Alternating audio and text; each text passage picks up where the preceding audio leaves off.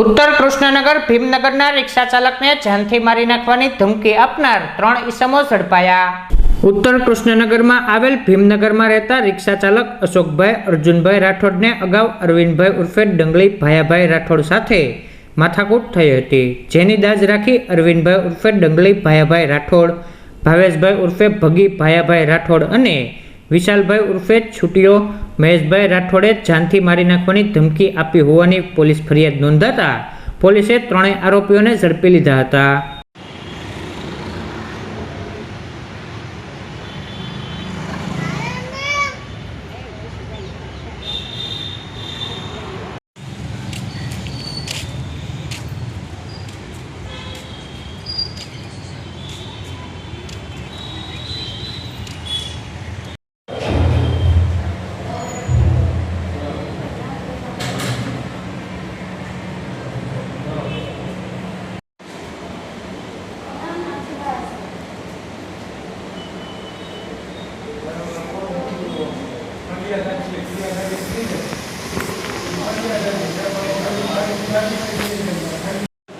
હા,